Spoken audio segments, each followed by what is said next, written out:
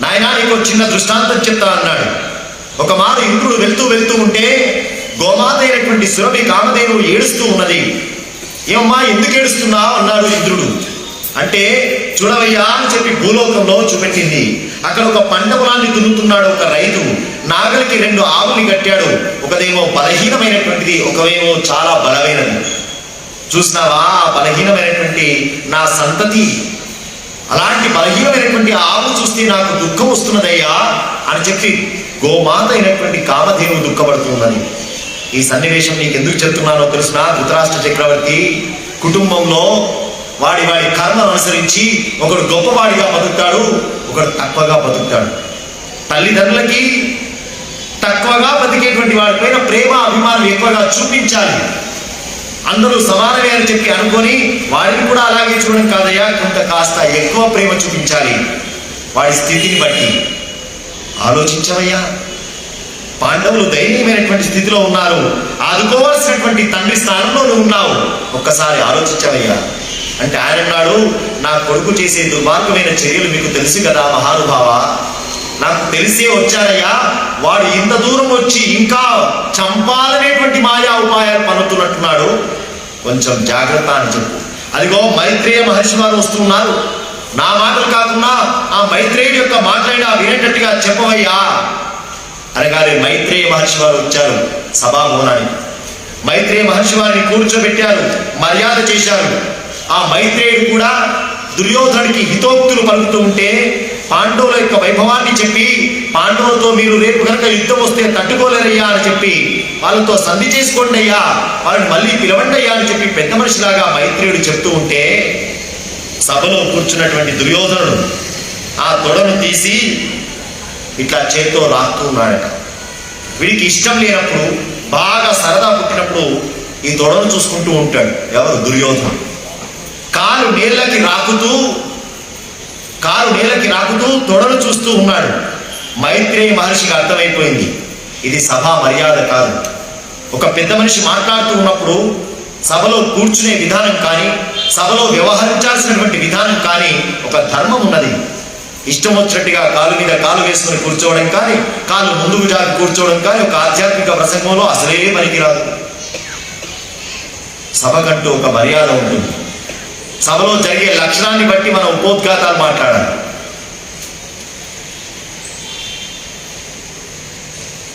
ఇక్కడ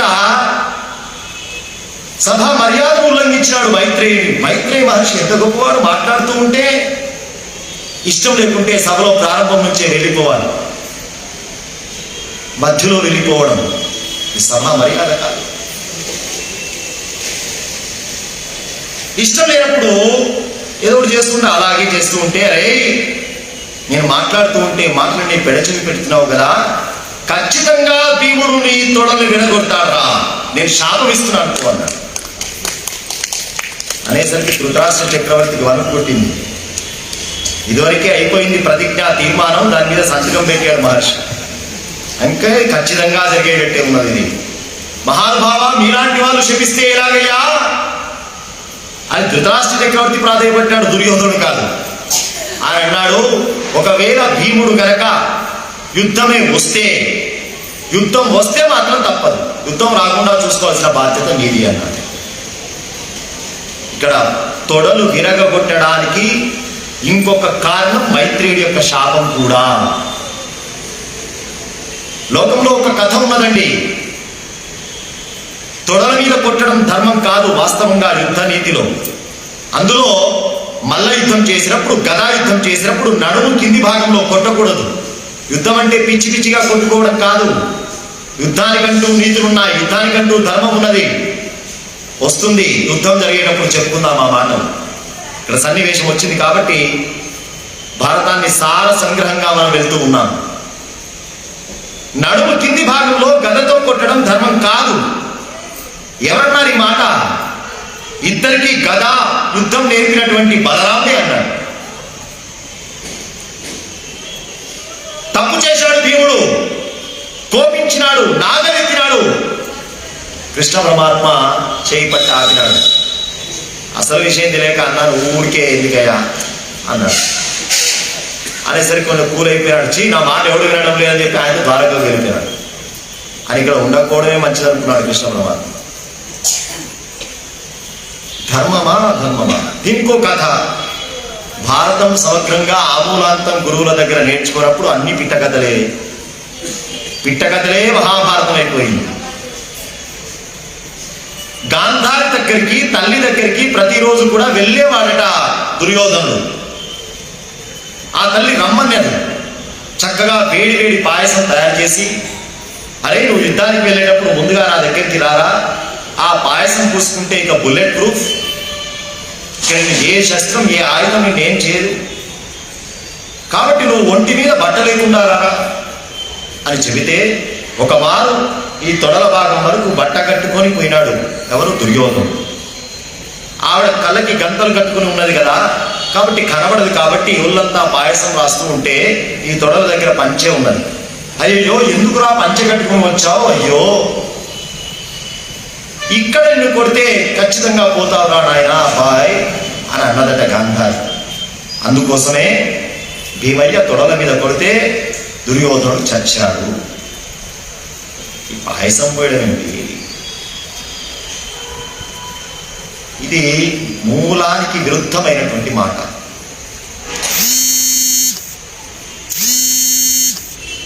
ఎందుకు తొడల మీద కొట్టినాడు? ప్రతిదానికి కారణం ఉందండి. అసలు దుర్యోధనుడు ఎవడు? బయటికి కనబడుతున్న పాత్రలు వేరు, భారతంలో అంతర్లీనంగా జరుగుతున్న కథ వేరు. ఇది దేవ రహస్యం.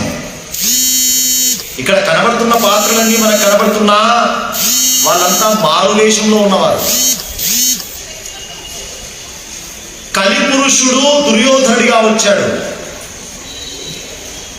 వస్తుంది కథ, ముందుగానే చెప్పుకుంటూ ఉన్నాను. దుర్యోధనుడు ఒక మారు ఘోషయాత్ర అని చెప్పి వెళ్ళాడు. ఘోషయాత్ర అంటే అర్థము గోవుల యొక్క మంచి చెడులు చూసుకోవడానికి చేసిన యాత్ర. ఘో అయిపోయింది. గోను ఘో చేసేసినారు. గోవుల యొక్క గోసను తెలుసుకోవడానికి వెళ్ళిన యాత్ర. అడవి లోపల కూడా వీళ్ళకి గోసంపద ఉన్నది, హస్తినాపురం వాళ్ళని. అక్కడ కూడా గోశాలన్నింటినీ కూడా చూసుకుంటున్నాడు ఒక అధికారి. కర్ణుడు శకుని ఒక ప్లాన్ చేసినాడు. దుర్యోధన, మనమంతా ఇంత వైభవంగా రాజ్య పరిపాలన చేసుకుంటున్నాం కదా, అడవిలో నానా కష్టాలు పడుతున్నారు పాండవులు. కాబట్టి మనం వాళ్ళ దగ్గరికి వెళ్ళి మన బడా ఏమిటో, మన అధికారం ఏమిటో, మన దర్పం ఏమిటో చక్కగా మన స్త్రీలతో కలిసి అక్కడ వెళ్ళి మంచిగా ఫంక్షన్ పార్టీలు చేసుకుంటూ ఉంటే ఆ ద్రౌపది మాత వీళ్ళని చూసి ఈర్ష్య కలగాలి. ఆ స్త్రీల యొక్క వైభవం చూసి ద్రౌపది మాత ఏడ్చి భర్తల మీద ఎదురు తిరగాలి. నాకు ఈ వైభవం అంతా దూరం అయిపోయింది మీ వల్ల అని వాళ్ళని ఎదురు తిరిగేటట్టుగా చేయాలి. అంటే మనం వాళ్ళు ఎక్కడైతే ఉన్నారో ఆ ప్రాంతానికి వెళ్ళి మనం హాయిగా, ఇది ప్లాన్. కానీ దీనికి ధృతరాష్ట్ర చక్రవర్తి ఒప్పుకోవాలని పైన ఏం పెట్టినారు? మన అడవుల లోపల గోవులు ఉన్నాయి కదా, పాపం ఆ గోపాలకుడు అధికారి చాలా రోజుల నుంచి ఒక్కసారి కూడా పర్యవేక్షణకు రాలేదు మహారాజా అని చాలాసార్లు వచ్చి మొత్తుకుంటున్నాడు. కాబట్టి గోవుల్ని చూడడం కోసం వెళ్దాము అనేటువంటిది ధృతరాష్ట్ర చక్రవర్తి దగ్గర ఒప్పించుకొని ఈ ప్లాన్ నెరవేర్చుకుందామని పెద్ద స్కీమ్ పెట్టుకున్నారు.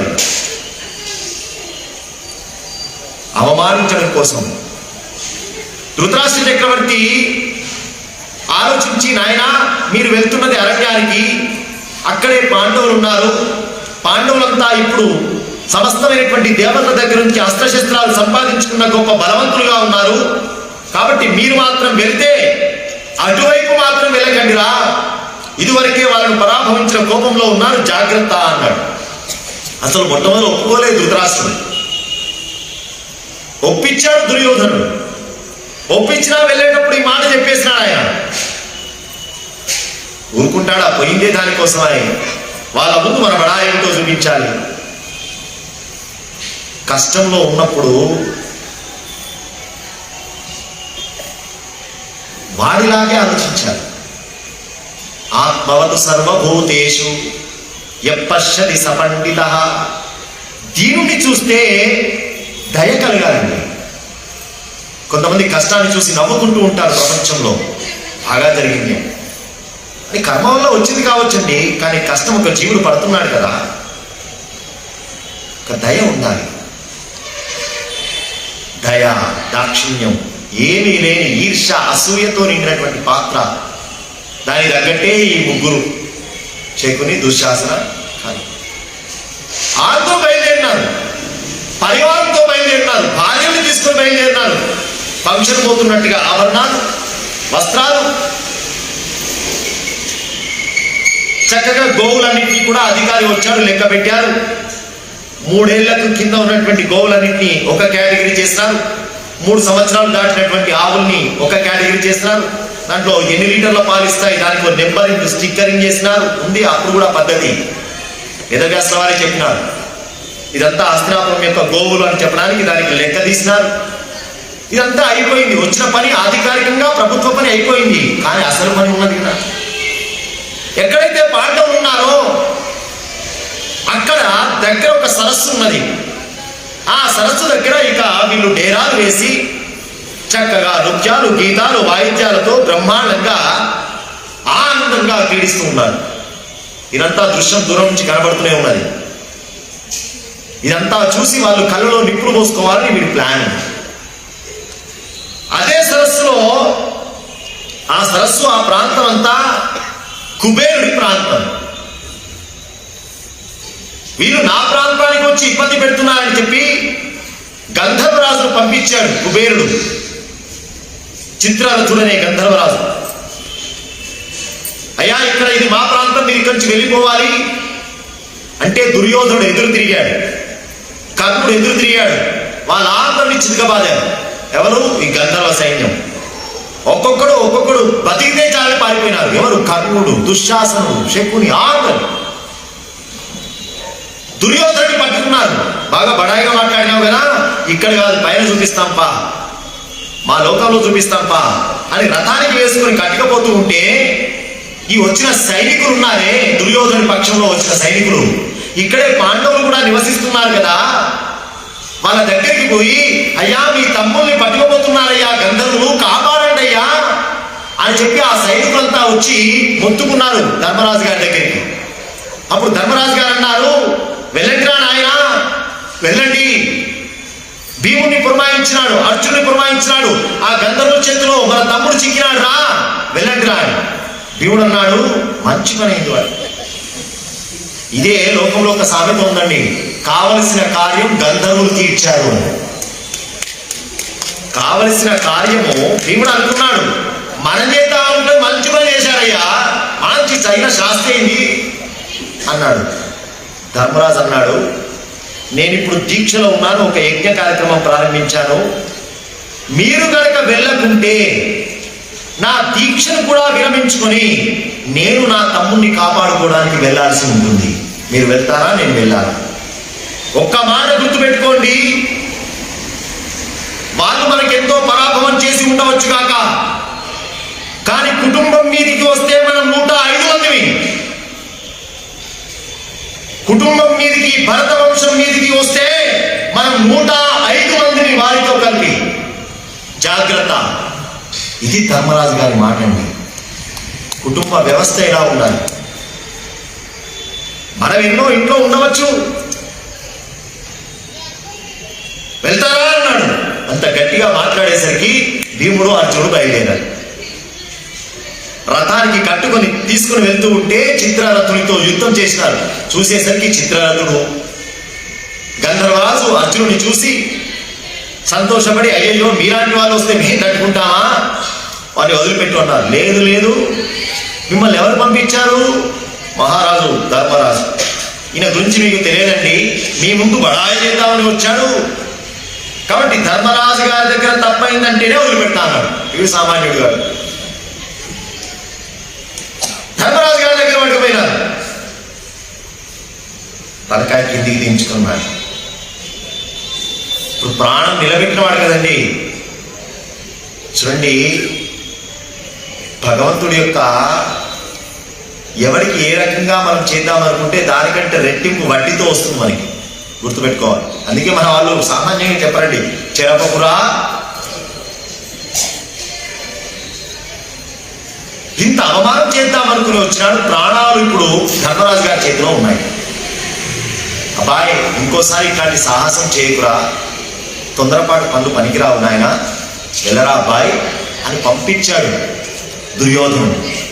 ఎంత అవమానం, ఎంత ప్రెస్టేజ్ క్వశ్చన్.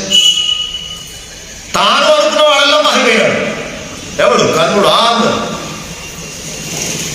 ఇంకా ఏం వీరత్వం అండి, ఒక గంధర్వరాజు చేతిలో చిరుగబాతి కొట్టుకుని పోయినవాడు. దాన వీర శూర టైటిల్ పెట్టుకొని తాను సొంతగా గొప్పగా ఉండాలని చెప్పి పాత్రని తీర్చిదిద్దడం అంటే కాదండి, కథ మూలంగానే వెళ్ళాలి. ఎంత వాడైనా, ఎంత కథానాయకుడైనా.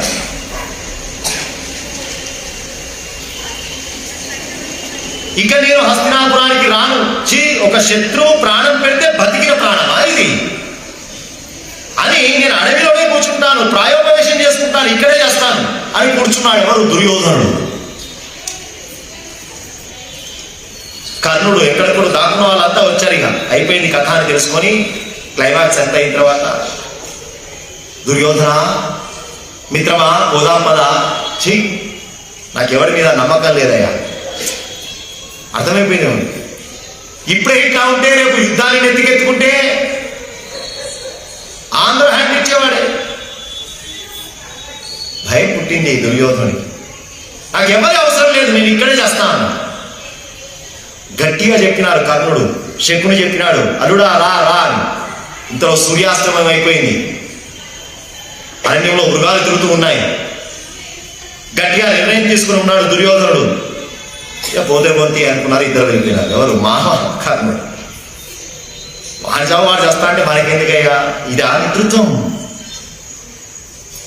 స్నేహం అంటే ఇదేనా? దుర్యోధన కర్ణ ఓ గొప్ప స్నేహంగా అభివర్ణిస్తానే. చేస్తే చావయ్యా అని వెళ్ళిపోయినాడే కర్ణుడు. రేపు బతికితే చూసుకున్నావు అనుకున్నాడు ఆయన. కూర్చున్నాడు ప్రాయోపవేశానికి దుర్యోధనుడు. పాతాళ లోకం నుంచి అసుర సంధ్యా సమయంలో రాక్షసులు పైకి వచ్చి దుర్యోధనుడిని పట్టుకొని తమ లోకానికి పట్టుకుపోయినారు. ఇదంతా భారతమేనండి, పిట్ట కథలు కాదు. ఇది వ్యాస హృదయం యొక్క ఆవిష్కరణ. మహాభారతంలో ఉండే ధర్మ సూక్ష్మాలు చెప్పుకోవడం, తద్వారా తదనుగుణంగా కథను తీసుకువెళ్ళడమే ఈ 18 రోజుల ప్రసంగంలో ఉన్న ముఖ్య ఉద్దేశం. వ్యాసస్థానంలో ఎప్పుడు కూడా పిట్ట కథలు చెప్పడం అనేది ఇంతవరకు జరగదు, జరగకూడదు కూడా. పాతాళ లోకానికి తీసుకుపోయినారు, కూర్చోబెట్టారు, మర్యాద చేసినారు రాక్షసులంతా. ఎవరికి? దుర్యోధనుడికి. ఏమయ్యా చస్తా అని ఊరికే బెదిరిస్తావు? నిన్ను నమ్ముకొని ఎంతమంది ఉన్నారో తెలుసా అన్నారు. ఎవరు? ఈ రాక్షసులు. ఎవరున్నారయ్యా? నమ్ముకున్న వాళ్ళంతా వెళ్ళిపోయినారు, ఇంకా నా గురించి ఎవడే ఆలోచించేది అన్నాడు. ఏమనుకుంటున్నావు అసలు నువ్వు? నీ వెనక ఎంతమంది ఉన్నారో తెలిసినా, నిన్ను నమ్ముకొని ఎంతమంది ఉన్నారో తెలిసినా, మేమంతా నిన్ను నమ్ముకునే ఉన్నావయ్యా. ఈ రాక్షస జాతి అంతా కూడా నీ నాయకత్వాన్ని నమ్ముకొని ఉన్నది. ఆల్రెడీ ఇదివరకే రాజులుగా వచ్చారు చాలా మంది భూమి మీదకి. ఇంకా రేపు రణరంగం రాబోతూ ఉంటే లక్షలాది రాక్షసులంతా నీకు సహాయం చేయడం కోసం దేవతలుగా వచ్చి పాండవుల పక్షంలో నిలబడేటువంటి సమస్తమైన దేవతల్ని సంహారం చేయడం కోసం, నీ వెనకాల నిలబడడం కోసం మేమంతా ఎదురు చూస్తున్నాం. యుద్ధం ఎప్పుడు వస్తుందా అని. మేమంతా నిన్ను నమ్ముకుంటే నువ్వు చేస్తా అంటే మేమెక్కడికి పోవాలి? నీకు ఇంకో విషయం చెప్తున్నారు, వినండి. ఎవరు చెప్తున్నారు? రాక్షసులు చెప్తున్నారు దుర్యోధనుడికి. అసలు నువ్వు ఎలా పుట్టావో తెలుసా? ఎలా పుట్టావంటే ధృతరాష్ట్రుడు గాతానికే పుట్టాను. మేమంతా తపస్సు చేస్తే పుట్టినావయ్యా నువ్వు. నీ బాడీ సామాన్యమా? సమస్త మంది రాక్షసులంతా ద్వాపరయుగంలో దేవతల పైన ఎట్లాగైనా విజృంభణ చేయాలి అని చెప్పి మూకుమ్మడిగా అప్పుడప్పుడు అందరూ కలిసి నిరాహార దీక్ష చేస్తుంటారే. సామూహిక అలా సామూహిక తపస్సులు మొదలుపెట్టారు రాక్షసులంతా శంకరుని గురించి. పాపం బోలావాడు ఆయన, ఎవరేది కొన్నా ఇచ్చేవాడు ఆయన. శంకరుడు ప్రత్యక్షమైనాడు. ఏం కావాలి? మా అందరికీ ఒక గొప్ప లీడర్ కావాలండి. ఎందుకంటే హిరణ్యకశిపుడు బాయ్, బలిచక్రవర్తి బాయ్ అందరూ ఇప్పుడు లీడర్ లేడు. ఒక మంచి లీడర్ కావాలి. ఆ లీడరు శరీరం ఎట్లా ఉండాలంటే ఏ అస్త్రము ఏ శస్త్రము ఏది తాకినా చావకూడదు. అంటే పరమేశ్వరుడు అన్నాడు, చావకూడదు అనేటువంటి బాడీ ఉండదయ్యా, ఏ బాడీ అయినా పోవాల్సిందే. కానీ మీరు ఇంత గొప్ప తపస్సు చేస్తున్నారు కాబట్టి ఒక వరం ఇస్తున్నాను. నడుము వరకు ఏ అస్త్రము ఏ శస్త్రము కూడా భేద్యము చేయనటువంటి ఒక అద్భుతమైన వజ్రముతో సమానమైన శరీరంతో కూడి నడుము కింది భాగమంతా పువ్వులాగా మెత్తనైనటువంటి శరీరం కలిగినటువంటి ఒక వ్యక్తిని మీకు ప్రసాదిస్తున్నాను. దుర్యోధనుడు నడుము కింది భాగం శుద్ధి మెత్తగా ఉంటుంది దుర్యోధనుడిది. ఇది పరమేశ్వరి అనుగ్రహం, తల్లి పూసిన పాయసం కాదు. ఈ కారణాలు తెలియకుండా, మూల గ్రంథాలు అన్వేషించకుండా అప్పటికప్పుడు స్పాంటనస్ గా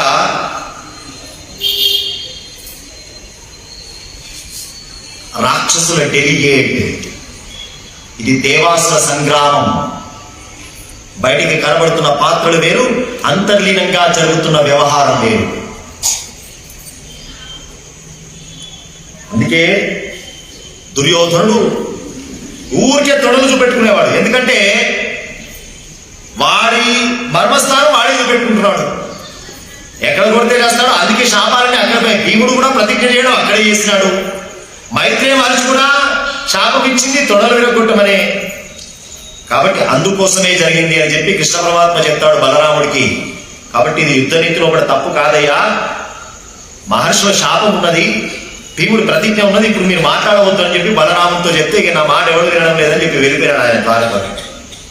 అది జరిగిన సంఘటన, సందర్భం వచ్చింది కాబట్టి చెప్పుకున్నా. ఇక్కడ పాండవులు చక్కగా అరణ్యవాసం చేస్తూ ఉంటే ఈ విషయం తెలుసుకొని కృష్ణ పరమాత్మ సత్యభామ రుక్మిణి పరివారంతో పాంచాల దేశస్థులైనటువంటి ద్రుపదుడు దుశ్శర్జునుడు అందరూ కలిసి ఒక మారు పాండవుల్ని పరామర్శించడానికి వచ్చారు. తెలిసింది విషయం, జూదంలో ఓడిపోయినారు, అరణ్యవాసం చేస్తున్నారని. పరమాత్మ బయలుదేరి వచ్చారు. రాగానే ఆ పరమాత్మకి తన బాధంతా చెప్పుకున్నదండి ద్రౌపది మాత. ఎందుకంటే ఆ సన్నివేశంలో పరమాత్మ లేకుంటే ఎంత గొప్ప పరాభవం జరిగేది. స్వామి అని చెప్పి కన్నీళ్లు పెట్టుకుని ఆ తల్లి పరమాత్మకి నమస్కారం చేస్తూ, అన్నా కాపాడాల్సినటువంటి సమయంలో నువ్వు ఉన్నావు కాబట్టి నాకు ధైర్యంగా ఉన్నానయ్యా అని చెప్తూ ఉంటే కళ్ళలో నీళ్లు తిరిగినాయి పరమాత్మకి.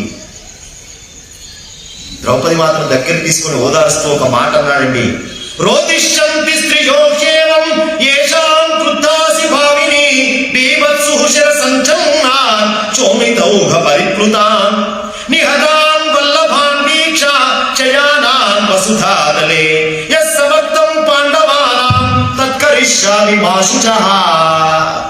ఇది అసలు మాట. కురుక్షేత్రం పాండవులు కౌరవులు కాదు, నేను నడిపించబోతున్నాను. అమ్మాయి, నువ్వు ఏ రకంగా అయితే నిన్ను బాధ పెట్టినారో, నిన్ను బాధ పెట్టినటువంటి ప్రతి వాడి యొక్క ఇల్లాలు ఇంతకంటే 100 రెట్లు బాధ ఖచ్చితంగా జరిపిస్తున్నాను. ఇది నా ప్రమాణం, శపథం. రాబోయేటువంటి కురుక్షేత్రం ఖచ్చితంగా సంగ్రామం తప్పదు, శత్రునాశనం తప్పదు అని ప్రతిజ్ఞ పూనుతున్న వాడెవరు? వాసుదేవ స్వామి. ఇంకా చెప్తున్నాడు చూడండి, సత్యముతే ప్రతిజానామి, ప్రతిజానామి ప్రతిజ్ఞ చేస్తున్నానమ్మా. రాజ్ఞం రాజ్ఞి భవిష్యసి. ఇంతకుముందు ఏ రకంగా అయితే రాజసూయ మహాత్వంలో సామ్రాజ్ఞిగా పట్టాభిషిక్తురాలైనావో అది తొందరలోనే రాబోతున్నది. ఆ మహాపట్టాభిషేకం నీకు జరగబోతున్నదమ్మా. భయపడకు, బాధపడకు తల్లి, నేనున్నాను. సమస్తమైనటువంటి శత్రు నాశనం జరగబోతున్నది. ఇది నేను నీకు ప్రతిజ్ఞ చేస్తున్నాను. చెల్లెలికి ప్రతిజ్ఞ చేస్తున్నాడు పరమాత్మ. దుష్టజీవుడు అన్నాడు, అమ్మాయి చెల్లెల్ని దగ్గర తీసుకొని బాధపడకమ్మా, రాబోయేటువంటి రణరంగంలో వాసుదేవ స్వామి చెప్పినట్టుగా భీష్ముని చంపడానికి ఇదిగో మా సోదరుడైన శిఖండి ఉన్నాడు, దుర్యోధనుని సంహరించడానికి భీముడు ఉన్నాడు, కర్ణుని సంహరించడానికి అర్జునుడు ఉన్నాడు, భీష్మాచార్యుని పడగొట్టడానికి ద్రోణాచార్యుని పడగొట్టడానికి నేనున్నాను, భయపడకు, నీకు బలం లేదనుకున్నావా తల్లి, మేమంతా ఉన్నామా అని చెప్పి అన్న ధైర్యం చెప్తూ ఉన్నాడు. అలా ధైర్య వచనాలు చెప్పి జాగ్రత్తగా గడపండి అని చెబుతూ పరమాత్మ ఒక మాట అన్నాడు. నిజంగా నాకు జూదం గురించి తెలిస్తే అసలు జూదం దాకా పోనిచ్చేవాడిని కాదయ్యా నేను. నాకు అప్పుడే ఒక సంఘటన ఏర్పడింది మా ద్వారకాపట్నంలో. శాలుడు అనేవాడు సౌభం అనేటువంటి విమానం వేసుకుని వచ్చి తన సోదరుడైనటువంటి శిశుపాలుని రాజసూయ మహాయాగంలో చంపాలనేటువంటి కోపంతో, నా మీద ప్రతీకారంతో మీకు జూదం జరుగుతున్నటువంటి ఆ సమయంలోనే మా ద్వారక మీదకి దండయాత్రకు వచ్చాడు. వాడు శివుడి గురించి తపస్సు చేసి సౌభం అనే విమానాన్ని సంపాదించుకొని, అది లోకంలో ఆకాశంలో కనబడదు, దాని నుంచి ఆయుధాలు పడవేయవచ్చు. అలాంటి విమానం మీద వచ్చి శాలుడు దండయాత్ర చేస్తూ ఉంటే వాడిని తట్టుకోలేక యుద్ధం చేస్తూ ఉండిపోయి వచ్చింది. తర్వాత విషయం తెలిసింది, మీరు అరణ్యంలో ఉన్నారని. నేను రాలేకపోయినానయ్యా అన్నాడు. ఇలా పరమాత్మ ఓదార్చారు, వెళ్ళిపోయినారు ధైర్య వచనాలు చెప్పి. ఇక్కడ వేదవ్యాస వారు వచ్చారు పాండవుల దగ్గర. ప్రతిస్మృతి అనేటువంటి ఒక విద్యను ఉపదేశం చేసినారు వేదవ్యాస వారు ధర్మరాజు గారిని ఇచ్చి, నాయనా ఈ విద్యను నీవు నీ తమ్ముడైనటువంటి అర్జునుడికి ఉపదేశం చేయవలసింది, నీ ద్వారా అర్జునుడికి వెళ్ళాలి ఈ విద్య అని చెప్పి ధర్మరాజు గారికి ఉపదేశం చేసి వెళ్ళారు. వేదవ్యాస వారు ఉపదేశం చేసినటువంటి ఆ ప్రతిస్మృతి అనేటువంటి విద్యను అర్జునుడు స్వీకరించారు. ఒక మాట చెప్పారు వేదవ్యాస వారు, మీరంతా ఖాళీగా ఉండడం కంటయ్యా అనేకమైన అస్త్రాలు శస్త్రాలు శక్తుల్ని సంపాదించుకోండి, అందులో అర్జునుడిని ఖాళీగా ఉండకుండా దేవతల గురించి పరమేశ్వరుడు గురించి తపస్సు చేసి అద్భుతమైన శక్తుల్ని సంపాదించుకోమని చెప్పు, ఇది నా మాట అన్నారు. అందుకోసమే ప్రతిస్మృతి విద్యను స్వీకరించిన తర్వాత అర్జునుడు పాశుపతాస్త్రము ఇంద్రాస్త్రము సమస్తమైనటువంటి దివ్యమైన శక్తుల్ని సంపాదించుకోవడం కోసం తపస్సు చేసుకుందామని వెళ్ళాడు అర్జునుడు వేదవ్యాస వారి యొక్క వాక్యం మేరకు. అలా ఇంద్రకీలాద్రి పర్వతానికి వెళ్ళాడు. ఇంద్రుడి గురించి తపస్సు చేసినాడు. ఇంద్రుడు ప్రత్యక్షమైనాడు. అబ్బా ఏం కావాలి? తండ్రి మీ దగ్గర ఉండేటువంటి దివ్యమైన శక్తులు కావాలి, మా దగ్గర ఉండే దివ్యమైన శక్తుల్ని నీకు ఇవ్వాలి అంటే మొట్టమొదలు ఈశ్వరుణ్ణి సంతోషపెట్టు, పరమేశ్వరుని యొక్క అనుగ్రహాన్ని సంపాదించుకో, ఈశ్వరుని గురించి తపస్సు చేయి, తర్వాత అన్ని శక్తులు వాటంతట అవే వస్తాయ్యా అని చెప్పడంతో హిమాలయాలకు వెళ్ళాడు. పరమేశ్వరుడి గురించి తపస్సు చేస్తున్నాడు అర్జునుడు. అఖండమైనటువంటి తపస్సు.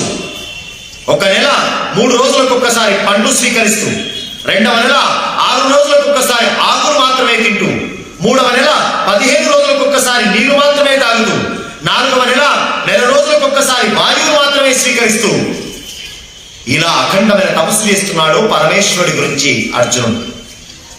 5వ నెల వచ్చింది.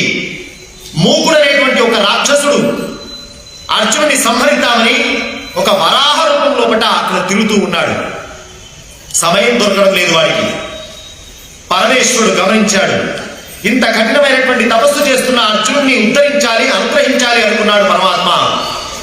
ఇంత దివ్యమైన శక్తుల్ని కోరుతున్నాడు కాబట్టి కాస్త పరీక్ష పెట్టనిది ఇంత దివ్య శక్తుల్ని ఇవ్వకూడదు కాబట్టి పరమేశ్వరుడు కిరాత వేషంతో, ఒక వేటగాడి వేషంలో వచ్చారు. ఆశ్చర్యం చూడండి, ఒక్క పరమాత్మ రాలేదు, ఒక్క ఈశ్వరుడు రాలేదు, అమ్మవారు కూడా వచ్చింది. అమ్మవారితో పరివారం వచ్చింది. అందరూ భర్త ఎలా వేషం ఉంటే భార్య అలాగే, యథారాజా తథా ప్రజ. కాబట్టి స్వామి ఎలాగైతే వేటగాడి వేషంలో ఉన్నారో అమ్మ కూడా వేటగాడి యొక్క ఇల్లాలి వేషంలో వచ్చింది. పరివారం అంతా వేటగాళ్ళ పరివారం వచ్చింది. ఆ మూకుడు అనేటువంటి రాక్షసుడు వరాహ రూపంతో తన మీదికి వస్తూ ఉంటే ధనస్సు తీసి బాణం ఎక్కువ పెట్టాడు అర్జునుడు. బాణం వెళ్ళింది, వరాహానికి తాకింది. అదే సమయంలో ఇంకొక బాణం పరమేశ్వరుడు వదిలిపెట్టాడు. 2 బాణాలు వచ్చాయి, వరాహం చనిపోయింది. ఇక్కడ మాటల యుద్ధం ప్రారంభమైంది. వేటగాడి రూపంలో ఉన్న శివుడికి అర్జునుడికి. ఇది నేను కొట్టే చచ్చింది కాబట్టి ఇది నాది. బాణాలన్నీ కూడా ఆ ఈశ్వరు దగ్గరికి, వేటగాడి రూపంలో ఉన్న ఈశ్వరు దగ్గరికి వస్తూ ఉన్నాయి, పడిపోతూ ఉన్నాయి. ఆశ్చర్యపోయినాడు. కత్తి తీసినాడు. కత్తి కూడా పరమేశ్వరి దగ్గరికి పోగానే ముక్కలు ముక్కలైపోయింది. రాళ్ళు తీసినాడు.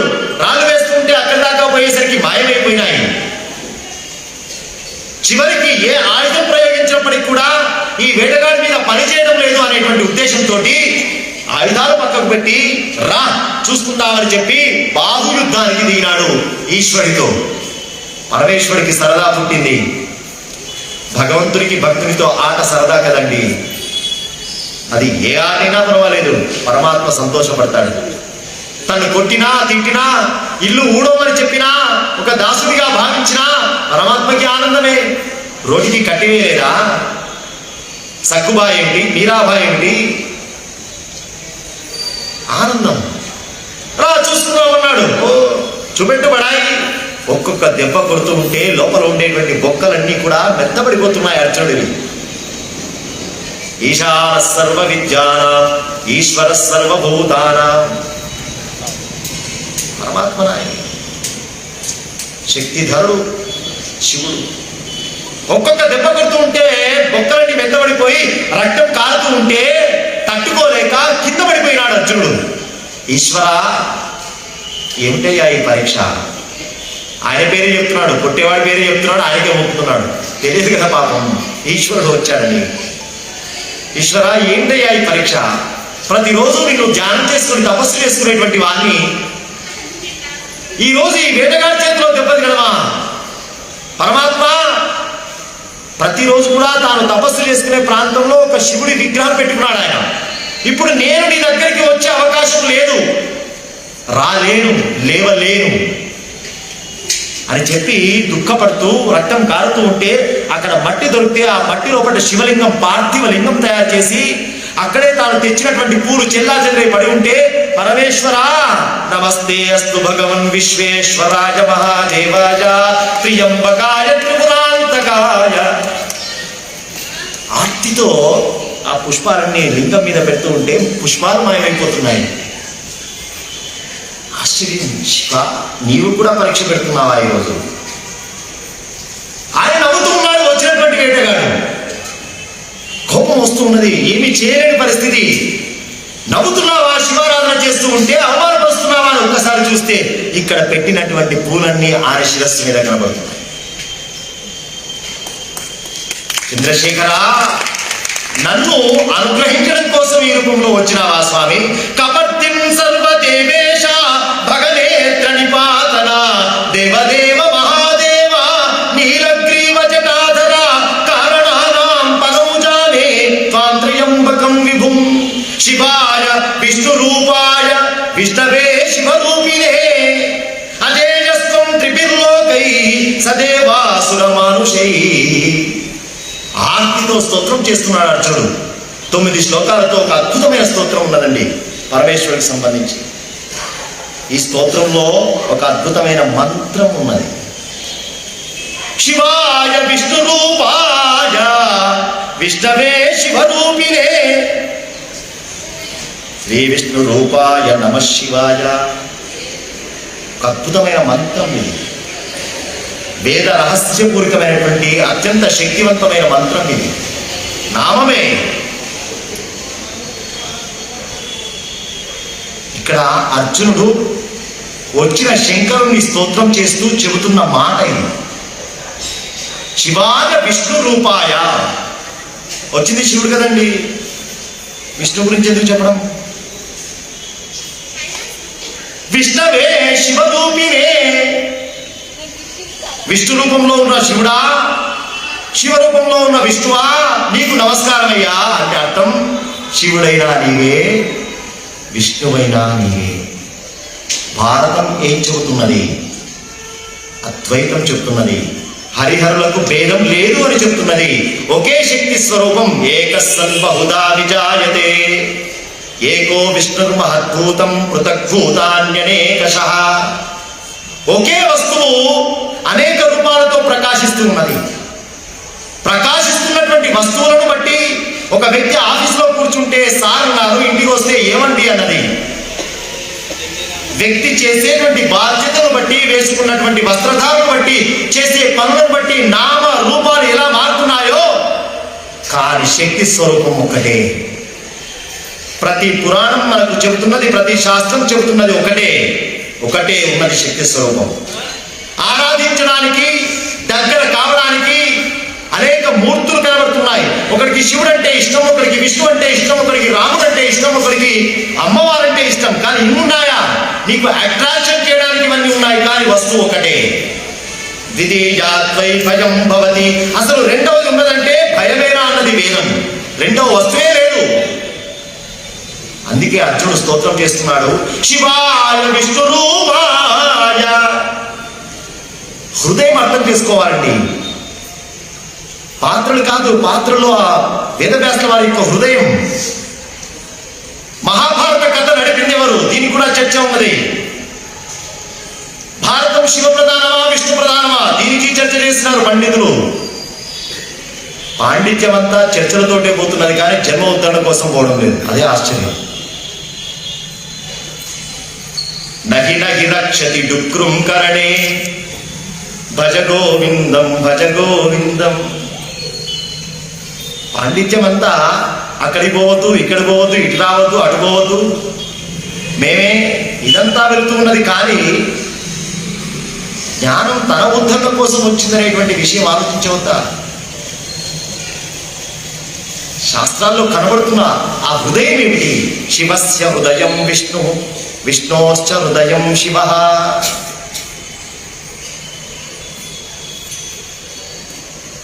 వేదవ్యాస వారిని అర్జునుడు అడుగుతాడు, యుద్ధం జరుగుతున్న సన్నివేశం, స్వామి నాకెవరో ఒక మహాపురుషుడు నాకంటే ముందుగా వెళ్తున్నట్టు కనబడ్డాడు. ఎవరో పెద్ద మనిషి జడలు కట్టుకొని చర్మధారి అయి ఆయన వెళ్తూ ఉంటే నాకంటే మొట్టమొదటి నేను ధనస్సులో బాణం పెట్టానో లేదో, ఇంకా వేయడమే లేదు, ఆ బాణం ఆయన వేసింది వెళ్తూ ఉన్నది. వాడు కింద పడితే నా బాణం పోయి దాని మీద పడుతున్నది. బొమ్మల మీద బాణాలు పడుతున్నట్టుగా ఉందండి. ఎవరు ఆయన? అస్పష్టంగా ఉంది ఆయన రూపం, నాకు స్పష్టంగా కనబడడం లేదు. స్వామి ఎవరై ఉండవచ్చు? పిచ్చివాడా, ఎవరై ఉంటాడు?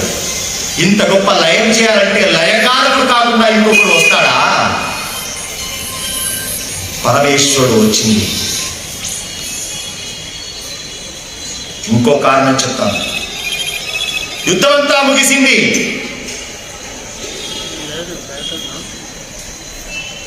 ధర్మరాజు గారు కృష్ణ పరమాత్మను చాలా గొప్పగా పొగుడుతూ, స్వామి మీ దయ వల్ల ఈరోజు గొప్పనైనటువంటి స్థితి వచ్చిందయ్యా అని పొగుడుతూ ఉన్నాడు కృష్ణ పరమాత్మ. భీమునికి కాస్త నొచ్చుకున్నాడు.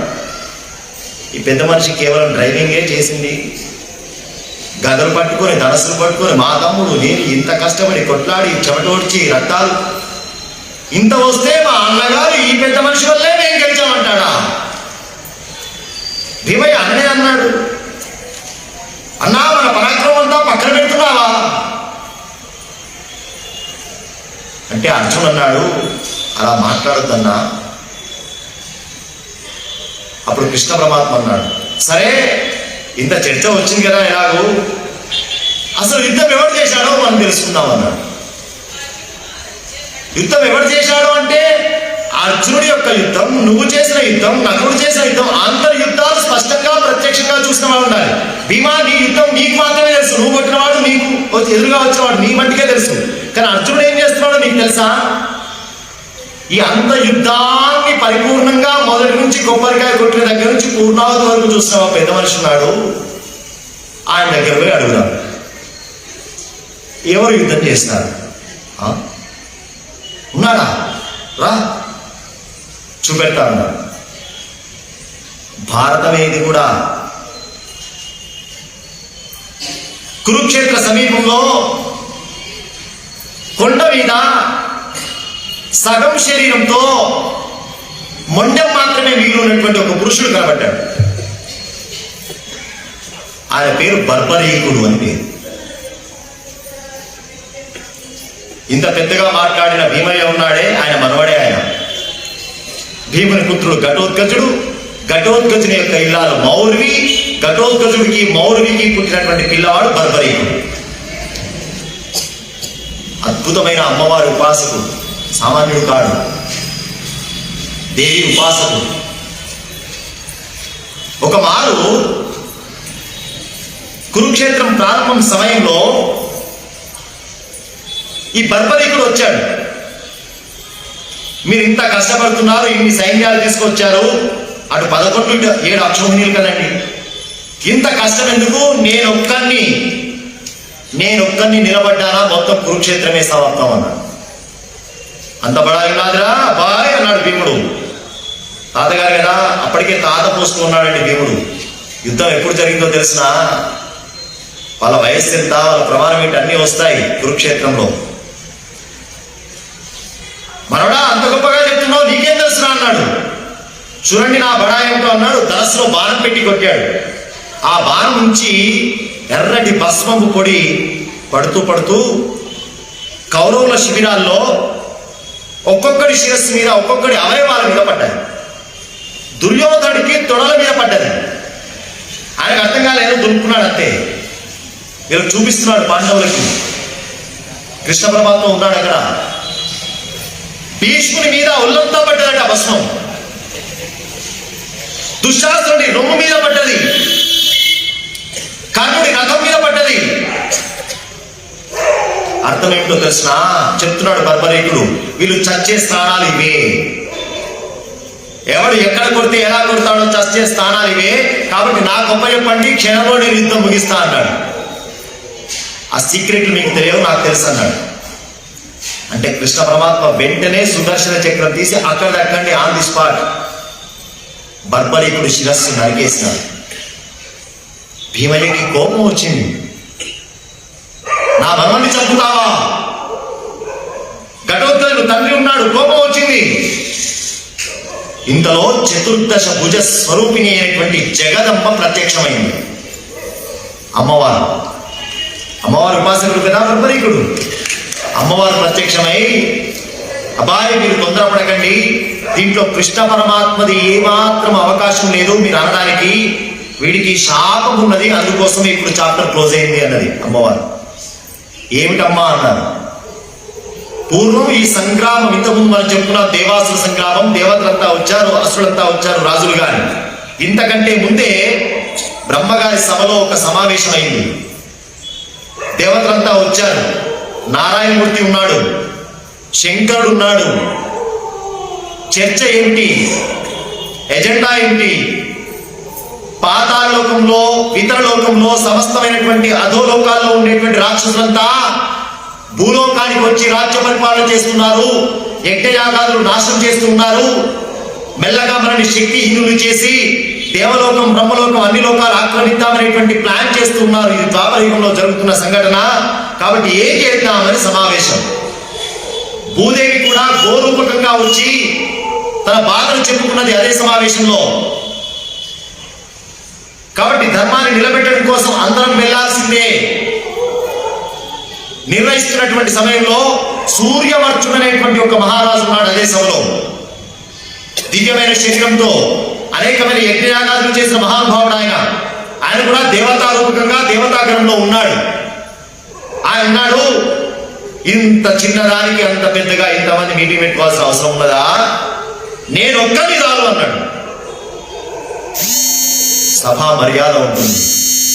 కూర్చున్న వాళ్ళు బ్రహ్మ, విష్ణు, మహేశ్వరుడు, ఇంద్రుడు, ఇంతమంది కూర్చున్నటువంటి సమయంలో నేను ఒక్కరిని చాలండి, అహం పనికిరాదు. బ్రహ్మగారికి కోపం వచ్చింది. కోపం వచ్చి ఇంతమంది సభ వీళ్ళందరికీ తెలియదా, వీళ్ళందరూ పరాక్రమహీనుడా, నీకు ఎలా కనబడుతున్నారా? ఒక చర్చ జరుగుతున్నప్పుడు సానుకూలంగా అవకాశం వచ్చినప్పుడు, అవకాశం ఇచ్చినప్పుడు, అవకాశం ఉన్నంత మేరకు, తన స్థాయి మేరకు మాట్లాడాలి. నీవు ఈ కృష్ణ ఏ గర్వంతోనైతే ఉన్నావో ఆ గర్వంతోనే నువ్వు చచ్చదవు కాక కృష్ణ పరమాత్మ చేతిలో నువ్వు చస్తావు.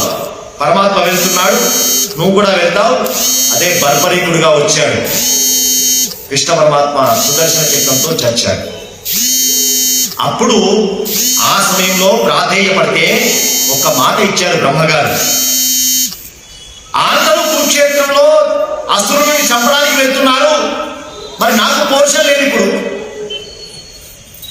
అంటే ముందుగానే క్లోజ్ చేసేస్తే ఎట్లా అంటే అప్పుడు బ్రహ్మగారు అన్నారు, నీకు చూసేటువంటి అవకాశం ఇస్తున్నావురా,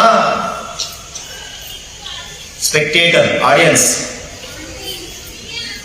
మరి చచ్చిన తర్వాత ఇంకా చూసేదేంటి? అందుకే మొండెం వరకు నీకు జ్ఞానం ఉంటుంది. అందుకే పడి ఉన్నాడు ఎక్కడ ఈ కురుక్షేత్ర సంగ్రామంలో పర్వతం మీద. ఆ బర్బరీకుడి దగ్గరికి వచ్చారు. ఆ బర్బరీకుడి యొక్క మందిరమే చాలా రేర్గా ఉంటాయి ప్రాంతాలు కొన్ని. కాచిగూడ రైల్వే స్టేషన్ హైదరాబాద్, అక్కడ సమీపంలో ఒక గుడి ఉన్నది బండ మీద. అది బర్బరీకుడి యొక్క మందిరం అని చెప్పి పెద్దలు చెప్తారు అక్కడ చరిత్ర. వచ్చారు బర్బరిక, యుద్ధం మొత్తం చూసినావు కదా ప్రారంభం నుంచి. మీ తాతగారు అంటున్నారు మేమే చాలా గొప్పవాళ్ళమని. చెప్పవయ్యా ఎవరు యుద్ధం చేస్తున్నారు అంటే అప్పుడు అన్నాడు, నాకు మా తాతలు ఎవ్వరు కనబడలేదయ్యా. నాకు భీముడు కనబడలేదు, అర్జునుడు కనబడలేదు, ఎవరు కనబడలేదు. ఎవరు కనబడకుండా మరి యుద్ధం ఎలా జరిగింది? కనబడ్డాడు ఒక్కడు.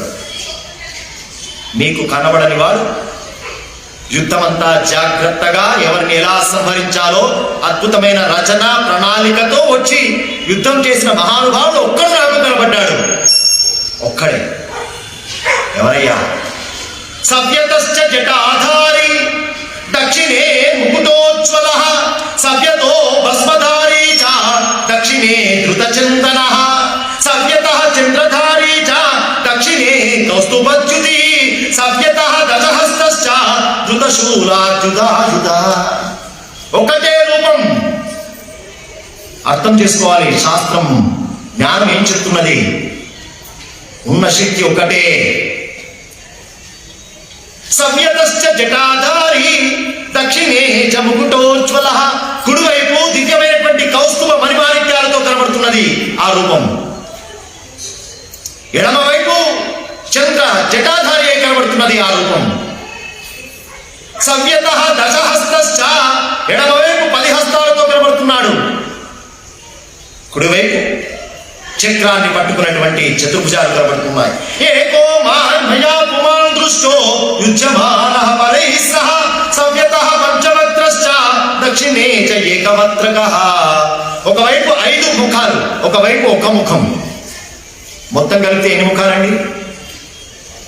ఒకవైపు 5 ముఖాలు, ఒకవైపు ఒక ముఖం. అంటే అర్థం ఒకవైపు శివుడు పంచహస్తః త్రినేత్రః పంచవక్త్రః త్రినేత్రః. 5 ముఖాలు కలిగినటువంటి శివుడు, ఒకవైపు ఒక ముఖం కలిగినటువంటి నారాయణుడు, ఒకవైపు హరి, ఒకవైపు హరుడు ఒకటే రూపకంగా వచ్చి తమ దివ్యమైనటువంటి ఆయుధాలు ప్రవేశిస్తూ ఉంటే జరిగిందయ్యా కురుక్షేత్రం. హరిహరులు నడిపించినటువంటి క్షేత్రం కురుక్షేత్రం. ఏ కథ అయినా ప్రపంచమంతా నడుస్తున్నది ఒక్కడి చేతనే. ఇంకా మనం అటు ఇటు అని పెట్టుకుంటే ఎటు కాకుండా పోతాం. ఉన్నది ఒకటే శక్తి రూపం. భారతం చెప్తున్నది. అందుకే భారతం తెలుగులో అద్భుతంగా రచించినటువంటి మహానుభావుడు కవిత్రయంలో తిక్కన గారు హరిహరనాథ అంకితం చేసినారు. హరి వేరు హరుడు వేరు కాదు అని భారతాన్ని సాకల్యంగా అర్థం చేసుకున్నవాడు కాబట్టి, 15 పర్వాల వరకు సమగ్రంగా కథలు తీసుకువెళ్ళిన మహానుభావుడు కాబట్టి, భారత కథలోని హృదయాన్ని అర్థం చేసుకుని ఎవరు చెప్పబడుతున్నది ఇక్కడ? హరిహరనాథుడే. అందుకే హరిహరనాథ అంకితం చేసినాడు తిక్కన గారు. దీనికి ఆ కాలంలో చరిత్రలో అసలు హరిహరనాథ రూపమే లేదు. ఎలా భావన చేస్తాడని చెప్పి పాల్పూరి సోమనాథుడు విమర్శ చేసినాడు చరిత్రలో.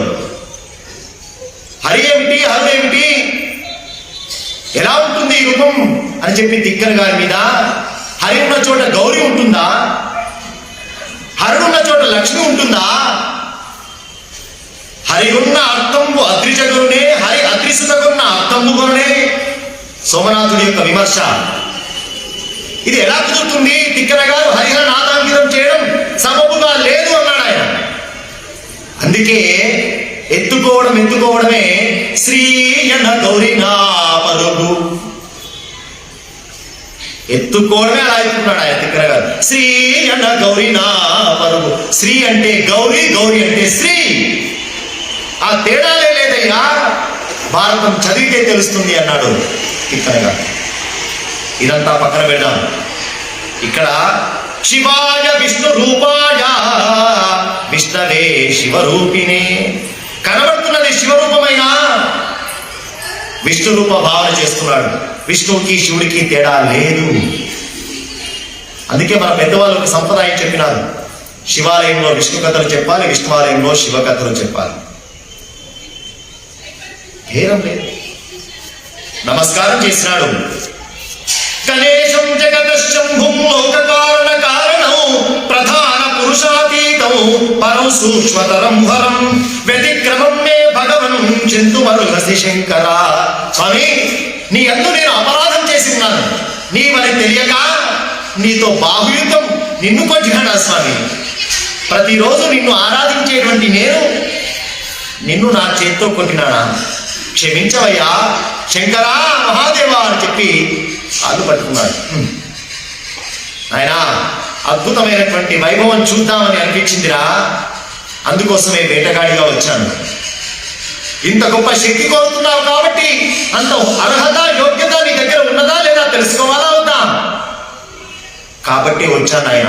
లే అని చెప్పి ఒక్కసారి తన చేతితో, రక్తాలు కారుతున్నాయి కదా, మాంసం అంతా మెత్తబడ్డది కదా, ఒక్కసారి చేతితో స్పృశించగానే మళ్ళీ యుద్ధంలో నిలబడ్డ వీరుడు, ఇతపూర్వం ఉండేటువంటి శారీరక సౌష్ఠవం కలిగిన పరిపూర్ణమైన ఆరోగ్యవంతుడైనటువంటి అర్జునుడు కనబడ్డాడు.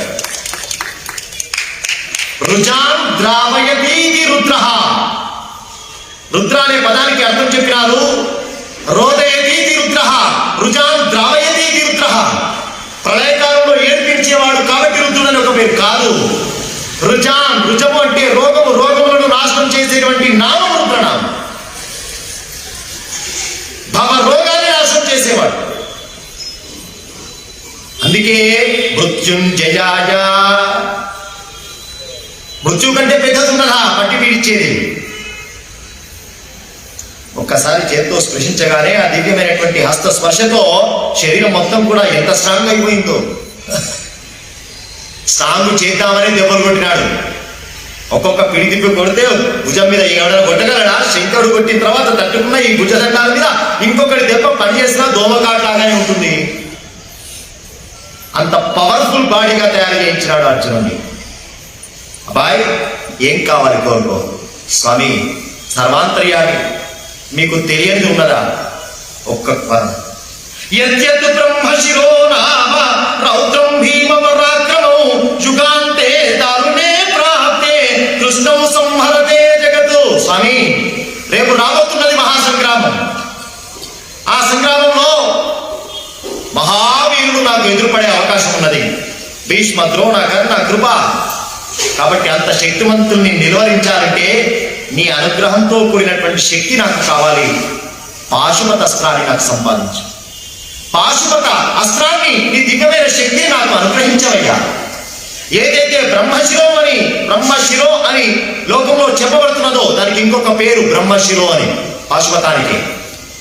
ఆ అస్త్రాన్ని నాకు ప్రసాదించవయ్యా అనగానే పరమాత్మ సంహార ఉపసంహారాలతో కూడినటువంటి మంత్రభాగంతో కూడిన ఆ పాశుపతాస్త్రాన్ని అర్జునుడికి ఇచ్చాడు. ఇచ్చి ఇది సామాన్యులపైన, అశక్తులపైన, బలహీనులపైన, మానవులపైన ప్రయోగం చేయకూడదు. నియమం అస్త్రానికి. ఇష్టం వచ్చినట్టుగా అస్త్ర ప్రయోగం చేయకూడదు చెప్పి అంతర్ధానం అయిపోయినారు. విజయోస్తు అని చెప్పి శంకరుడి చేత అనుగ్రహింపబడ్డవాడు అర్జునుడు. ఎప్పుడైతే పరమాత్మ తన కళ్ళ ముందు ఈ రకంగా సాక్షాత్కరించి ఒక కలలాగా అనిపించింది, పరమాత్మతో యుద్ధం చేయడం ఏమిటి, పరమాత్మ నాకు దివ్యమైన పాశుపతాస్త్రాన్ని అనుగ్రహించడం ఏమిటి, మంటి హరుదేహు మంటంగంటి ఉమాధీషు అమరకంటక హరు ముక్కంటి కరకంటు చూడం కంటి కృతార్థుడనైది కడు పుణ్యమునను. ఏమి రచన నన్నయ్య గారు. మంటి హరుదేహ మంటంగంటి ఉమాధీషు అమరకంటకు హరు ముక్కంటి కరకంటు చూడం కంటి. అన్ని కంటి కంటినే వెళ్ళాడు ఆయన. మంటి మంటి అంటే సార్థకం అయిపోయింది జన్మ. పుట్టినందుకోసం అండి, భగవంతుని యొక్క అనుగ్రహం కోసమయ్యా.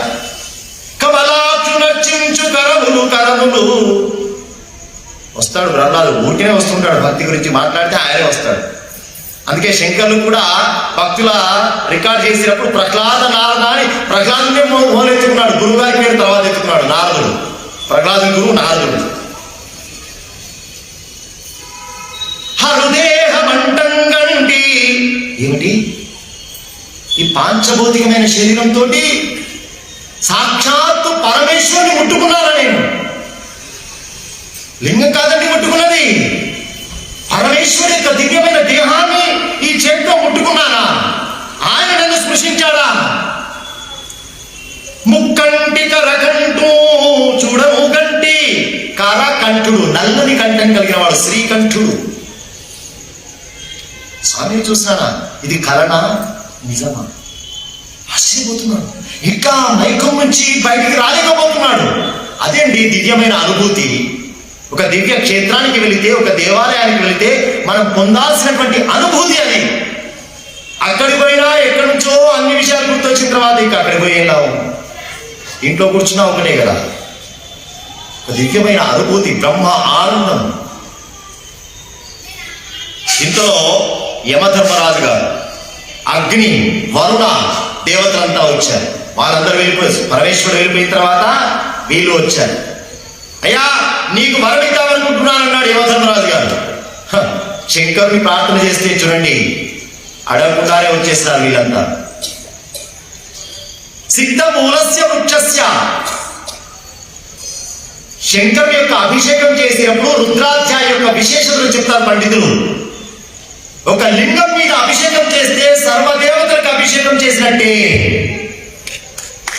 మూలంలో, చెట్టు మూలంలో నీళ్లు పోస్తే ఆ మూలంలో ఉన్నటువంటి నీరు కాయల దాకా, ఆకుల దాకా వెళ్తున్నదా లేదా? కాబట్టి మూల స్థానం, అక్కడ నీళ్లు పడితే సర్వదేవతల అభిషేకం జరిగినట్టే. అందుకే పరమేశ్వరుడు అనుగ్రహించాడా? ఆ ఒక్కడు అనుగ్రహిస్తే ఇక అందరి అనుగ్రహం మనం సంపాదించుకున్నట్టే. అందుకే యమధర్మరాజు వచ్చాడు. ఆయన నీకు ఒక అద్భుతమైనటువంటి అస్త్రాన్ని నేను ఇస్తున్నా అన్నాడు. ఇదిగో దండాస్త్రం. అంటే యమధర్మరాజు గారి చేతిలో దండం ఉంటుంది కదా, ఆ దండంలో ఏ శక్తి ఉన్నదో అది ఈ అస్త్రంలో ఉంటుంది. అది దండాస్త్రం. సిద్ధ సాధ్య కేంద్ర కింద రకింపుడు గంధర్వ నాగా, ఈ అంశంతో ఎవడో వచ్చినా కొట్టేస్తావు పో. అంతేకాదు, ఇక్కడ ఒక మాట గుర్తుపెట్టుకోవాలి. ఎవరు చెప్తున్నారు ఈ మాట? యమధర్మరాజు గారు చెప్తున్నారు.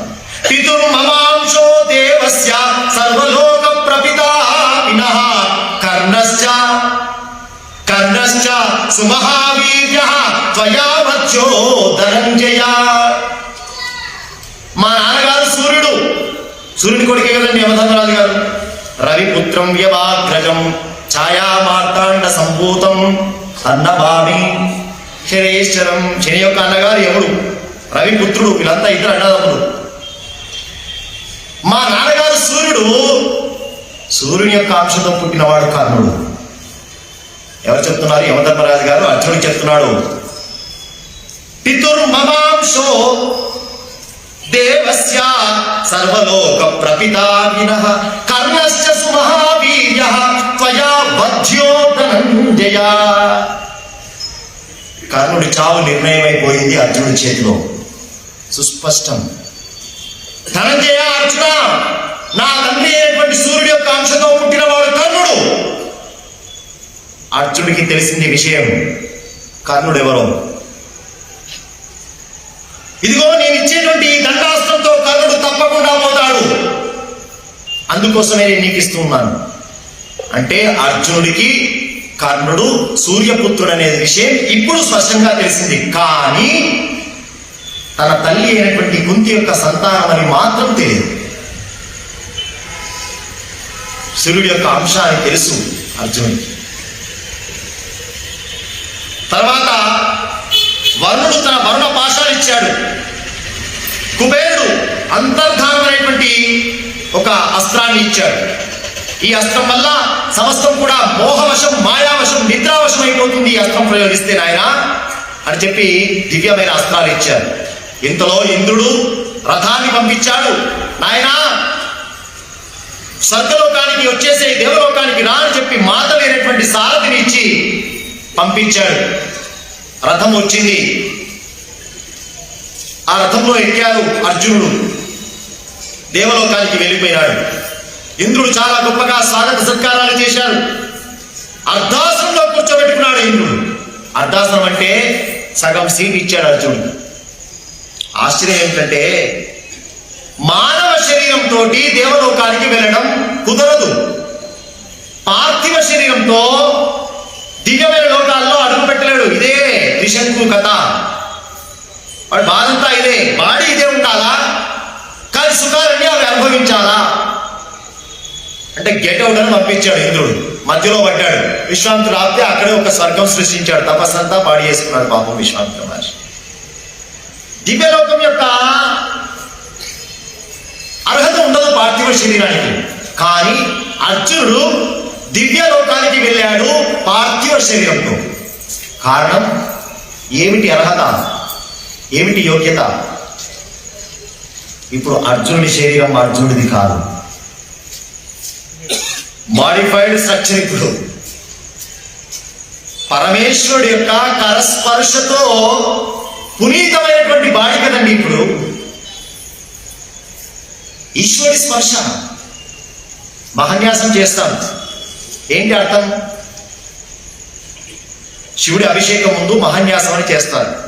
దాని అర్థం ఏమిటంటే రుద్రుడి యొక్క భావము ఈ ఉపాసకుడిలో ఆవాహన చేసుకుంటున్నాడు. అగ్నిర్మే వాచశ్రిత వా హృదయే నా రుద్రో రుద్రమర్చయేత్. తాను స్వయంగా ఆ దివ్యమైనటువంటి పునీతుడైనటువంటి శరీరంతో భగవంతుడు అర్చన చేయాలి. సాక్షాత్తు పరమేశ్వరుడే వచ్చి స్పృశించిన తర్వాత ఇక పార్థివ దేహం ఎక్కడిది? అందుకోసమే వెళ్ళాడు. 5 సంవత్సరాలు దివ్యలోకంలో సంచరించాడు. అక్కడే నివాత కవచులైనటువంటి రాక్షసుల్ని సంహారం చేసినాడు. చిత్రవంతుడైనటువంటి గంధర్వరాజు దగ్గర అద్భుతమైనటువంటి విద్యలు నేర్చుకున్నాడు. అదే సమయంలో ఊర్వశి అర్జునుడిని మోహిస్తే, అమ్మా నువ్వు నా వంశాన్ని నిలబెట్టినటువంటి తల్లి స్థానంలో ఉన్నదానివి. ఈ వంశం పురూరవ వంశం. పురూరవుడు ఊర్వశిని మోహపడ్డాడు. అదొక కథ. కాబట్టి నా వంశాన్ని నిలబెట్టినటువంటి మాతృస్థానంలో ఉన్న నిన్ను నేను చేపట్టను అంటే ఊర్వశి శపించింది. మేము అప్సరసా స్త్రీలం, మాకు అట్లాంటి భావాలు ఉండవు. నీవు నన్ను దూరం చేస్తున్నావు కాబట్టి నపుంసకుడిగా ఉండుగాక అని శపించింది. ఇంద్రుడు ఈ విషయం తెలుసుకొని, అమ్మాయి తొందరపడ్డావు అంటే నేను శాపం ఇచ్చానన్నది. శాశ్వతంగా అనేటువంటిది కొట్టివేసి 1 సంవత్సరం అనే అమెండ్మెంట్ తండ్రి పెట్టినాడు ఇంద్రుడు. ఇది కూడా అతనికి ఉపయోగం అయిపోతుంది. అది అర్జునుడికి 1 సంవత్సర కాలం పాటు రావాల్సినటువంటి పేడితనం శాపవశాత్తు వచ్చింది. దాన్ని సుఖముగా అజ్ఞాతవాసానికి వినియోగించుకున్నాడు అర్జునుడు. అలా కథాభాగం కొనసాగుతున్నది. తర్వాత కథాభాగం రేపు సకాలంలో మనవి చేసుకుందాం. స్వస్తి ప్రజాభ్య పరిపాలయంతాం న్యాయేన మార్గేణ మహిమహేషాః. స్వబ్రాహ్మణేభ్యః శుభమస్తు నిత్యం. లోకా